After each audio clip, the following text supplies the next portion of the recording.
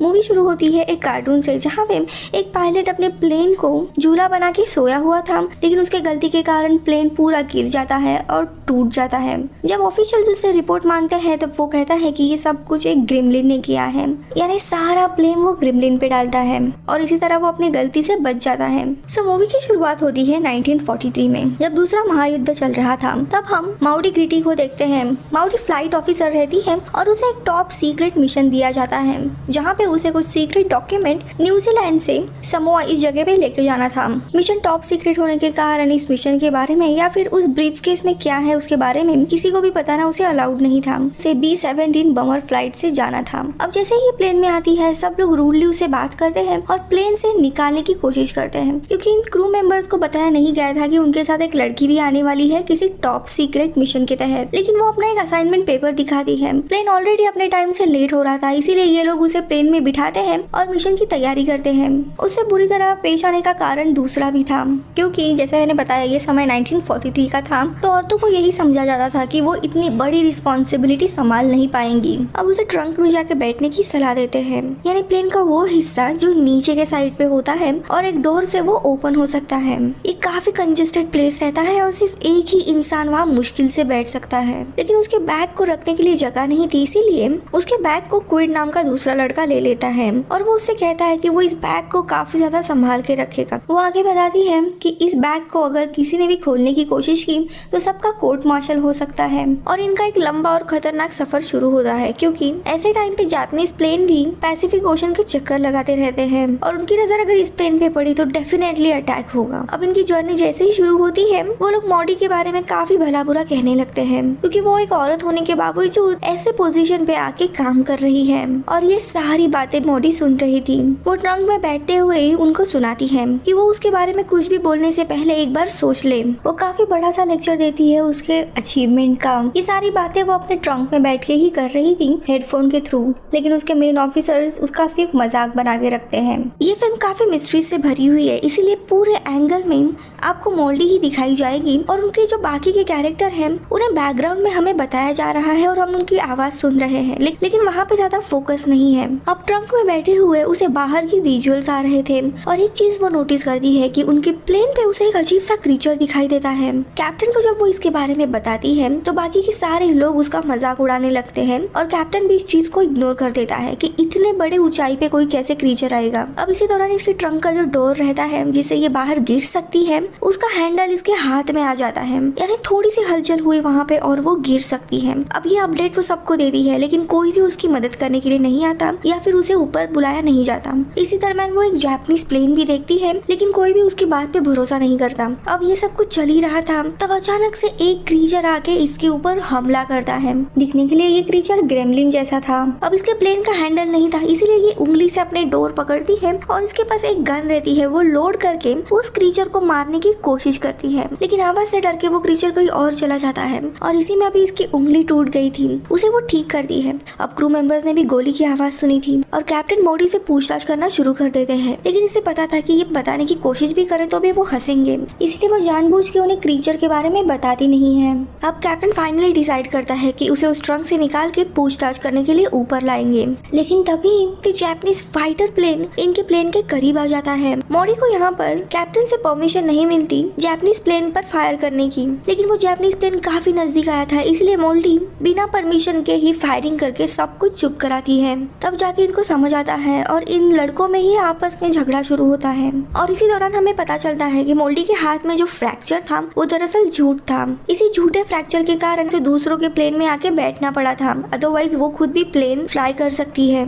वो असल में MI एजेंट भी नहीं थी, लेकिन तभी उसकी नजर वापस उस क्रीचर पे जाती है जो धीरे धीरे प्लेन के काफी सारे पार्ट्स ब्रेक करके इसे डैमेज करने की कोशिश कर रहा था। जब वो क्रीचर मॉल्डी को देखता है तब उसकी कांच तोड़ने की कोशिश करता है, लेकिन अचानक से वो क्रीचर वहाँ से निकल जाता है। मॉल्डी के पास गन थी, ये देख सब लोग हैरान हो जाते हैं और मॉल्डी को उसकी रियल आइडेंटिटी रिवील करने के लिए कहते हैं। वो सिर्फ इतना कहती है कि वो MI एजेंट नहीं है और शादीशुदा औरत है। और पूरे क्रू को पता चल गया था कि इसकी रियल आइडेंटिटी कुछ और है तो उस बैग में क्या है इसके लिए और भी वो क्यूरियस हो जाते हैं और कैप्टन उस बैग को खोलने की ऑर्डर्स देते हैं और मॉल्टी को भी ऊपर लाने के ऑर्डर्स दिए जाते हैं। लेकिन अब मॉल्टी उस ट्रंक के गियर बॉक्स को जाम करके बाहर निकलने से मना कर देती है, क्योंकि अगर अब वो बाहर निकली तो उसे पता था कि क्रू मेंबर्स उसे बुली कर करके उसकी रियल आइडेंटिटी पता करने की कोशिश करेंगे और उस बैग को भी वो खोलेंगे। इनका ये आर्ग्यूमेंट चल ही रहा था, लेकिन इसी बीच ड्रॉन नाम का क्रू मेंबर भी उस क्रीचर को देख लेता है और अपने क्रू से यही कहता है कि एक बहुत बड़ा रैकून यानी बहुत बड़ा जानवर प्लेन पे है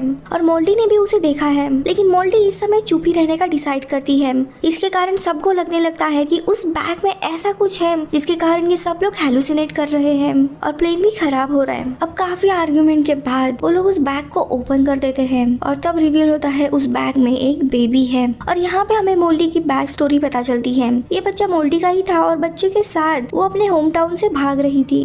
इस प्लेन में आने का उसका मकसद भी यही था कि वो एक ऐसी जगह चले जाए जहाँ पे उसका पति उसे ढूंढ ना पाए, क्योंकि उसका पति बच्चे को और मोल्टी दोनों को भी मार डालेगा। क्योंकि रीजन ये है कि ये बच्चा मोल्टी और उसके हस्बैंड का ना होकर मोल्टी और क्वेड का है। क्वेड यानी जो अभी क्रू मेंबर था जो उसके साथ काफी फ्रेंडली हो रहा था उसका। मोल्टी का पति काफी अब्यूजिव था, हमेशा उसे मारता था। इसी दौरान उसका अफेयर शुरू होता है क्वेड के साथ और उसे एक बेबी भी होता है। लेकिन क्वेड उसी दरमियान वॉर के लिए चला जाता है मोल्टी और उसके बच्चे को छोड़कर। अब इस बच्चे के बारे में उसके हस्बैंड को पता नहीं था। वो अपने हस्बैंड से भागती एंड छुप रही थी, लेकिन जब उसने अपने हस्बैंड को बेस पे आते हुए देखा तो वो काफी डर गई और एयरबेस के ही हॉस्पिटल में एक नर्स होती है, उसकी मदद से अपने बेबी को ड्रग दिया और खुद एयरफोर्स के कपड़े और नकली लेटर बनाकर पूरे असाइनमेंट का एक प्लान किया और इस प्लेन में आ गई अपने हस्बैंड से भागने के लिए। अब ये सारा किस्सा क्वेड को भी पता चल जाता है। तब वो कहता है कि तुम मेरे पास क्यों नहीं आई। तब वो काफी गुस्सा होती है और कहती है तुम्हें कभी भी बेबी नहीं चाहिए था, तुम्हारे पास आती तो तुम वापस हम दोनों को छोड़ देते। अब ये सब कुछ सुनने के बाद कैप्टन काफी ज्यादा गुस्सा हो जाते हैं, इसीलिए वो डिसाइड करते हैं कि प्लेन को वापस बेस कैंप में लेके जाएंगे। लेकिन आगे ऐसा कुछ हो उसके पहले ही वापस जापानीज फाइटर प्लेन आते हैं और वो क्रीचर भी इनके ऊपर हमला करता है। लेकिन इसके बाद पे कोई भी भरोसा नहीं करता। लेकिन वो ग्रिमलिन ऊपर आके उस बच्चे के बैग को लेके जाता है, तब जाके क्रू मेंबर्स को पता चल जाता है। ग्रिमलिन बैग को प्लेन के एक अलग हिस्से में रखता है और ये सब कुछ मोल्टी ट्रंक में बैठे हुए देखती है। तभी वो ट्रंक से बाहर निकलकर उस ग्रिमलिन पे रिवॉल्वर से फायर करके सीधे अपने बच्चे को लेने के लिए निकल पड़ती है। ये सब कुछ वो इतनी ऊंचाई पे प्लेन के बाहर से करती है, जिसमें बाद में हम देखते हैं उसके ट्रेन को नीचे गिरता हुआ। यहाँ पे वो बिल्कुल स्पाइडरमैन की तरह प्लेन को पकड़ते हुए बिल्कुल प्लेन में आने की कोशिश करती है। सबसे पहले वो अपने बैग रखती है और कैसे तैसे वो ऊपर आने की कोशिश कर रही थी, आती भी है, लेकिन अचानक से बैग रखने के बाद वो नीचे गिर जाती है। तभी नीचे जापानीज प्लेन का बहुत बड़ा ब्लास्ट होता है और उस वेव के कारण ये बिल्कुल ऊपर आके सीधा प्लेन में चली आती है। मूवी में ऐसे काफी सारे स्टंट है जो जरा भी लॉजिकल नहीं है, जैसे उस प्लेन को पकड़ते हुए वो ऊपर आने की कोशिश करती है। आई मीन उतने ऊंचाई पे ये पॉसिबल ही नहीं है, बट खैर जैसे ही प्लेन में आती है देखते काफी सारे लोग मारे जाते हैं जापानीज अटैक के कारण और एक दूसरा क्रू मेंबर उस ग्रिमलिन से लड़ रहा था। अचानक से ग्रिमलिन उस आदमी को छोड़ के इसकी बैग लेता है बच्चे की, तो वो आदमी अपनी जान गवा के इसके बच्चे को बचाता है। तभी वो ग्रिमलिन वापस नीचे से ऊपर आने लगता है, लेकिन यही मौका देख के मोल्टी ग्रिमलिन को मार के नीचे गिराती है। अब जहाँ उसे लग रहा था कि ग्रिमलिन से उसका पीछा छूट गया, लेकिन तभी पता चलता है कि वो उड़ भी सकता है। लेकिन इसी बीच में प्लेन के कैप्टन भी मारे जाते हैं और सारी जिम्मेदारी को पायलट के ऊपर आ जाती है।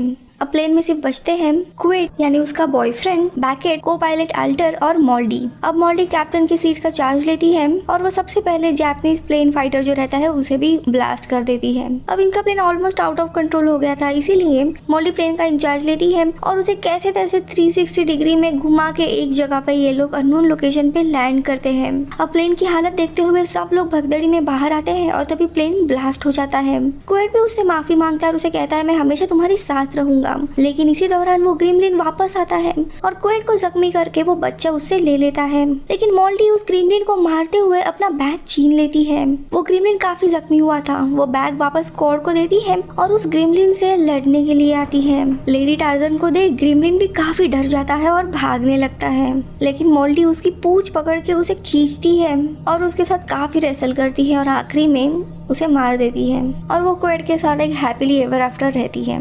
यहाँ से ये लोग कैसे निकलते हैं कुछ हमें बताया नहीं गया है। मूवी के अंत में हमें काफी सारे वर्ल्ड वॉर 2 के फीमेल फाइटर के बारे में बताया जाता है जिन्होंने वॉर में काफी ज्यादा योगदान दिया था। यानी एक तरह से ये फिल्म उनके लिए ट्रिब्यूट है, लेकिन उन फाइटर्स ने जैसे रियलिस्टिक ग्राउंड पे रह के फाइट की थी और इस फिल्म का कोई रिलेशन नहीं है, क्योंकि इस फिल्म में एक टोटली अलग कहानी मोड़ लेती है एक अलग अंदाज में, जहाँ पे ग्रिमलिन इनके प्लेन पे अटैक करता है और उसके बच्चे को छीनना चाहता है उससे। क्योंकि कहानी शुरू होती है एक सीक्रेट एजेंट से जिसे सीक्रेट ऑपरेशन दिया गया है, लेकिन उसका प्लॉट ओपन होते होते पूरी तरीके से ये कहानी फ्लॉप होती है। इसके अलावा मॉल्डी का प्रोफाइल क्या था, वो इतने अच्छे से फ्लाई करना या फिर फायरिंग करना कैसे जानती थी, ये कुछ भी बताया नहीं गया है और इसी कारण से इसे 4.8 की रेटिंग है। अब रही बात उस ग्रिमलिन की, तो उसे मूवी में दिखाने के 2 कारण हैं। पहले तो 40s के ज़माने की जो कार्टून्स थे उसमें ग्रिमलिन का यूज़ किया जाता था बच्चों की कहानियों में, जहाँ ग्रिमलिन छोटे बच्चों को लेके भाग जाता था। और दूसरा कारण ये था कि उन्हीं कार्टूनों में ये भी दिखाया जाता था कि कैसे ग्रिमलिन उड़ के आते हैं और प्लेन को खराब करके जाते हैं। और उसके बाद एयरफोर्स के ऑफिसर्स भी ग्रिमलिन का यूज़ किया करते थे और मनगढ़ंत कहानियाँ बनाते थे अपने काम से भागने के लिए। और इसीलिए मूवी के स्टार्टिंग में हमें वो कार्टून दिखाया गया है जहाँ पे पायलट अपनी गलती के कारण प्लेन को खराब करता है और सारा ब्लेम ग्रेमलिन को देता है। मूवी अगर एक फाइटर लेडी पे बनाते तो शायद चल जाती, लेकिन इसमें अननेसेसरीली फेमिनिज्म का तड़का दिया गया है और अचानक से सब क्रू मेंबर्स उस बच्चे को बचाने के पीछे पड़ते हैं। ये बात तो थोड़ी सी अजीब ही है। आपको क्या लगता है मूवी के बारे में मुझे कमेंट सेक्शन में बताइए। मैं मिलूंगी आपसे अगले वीडियो में, तब तक के लिए बाय बाय।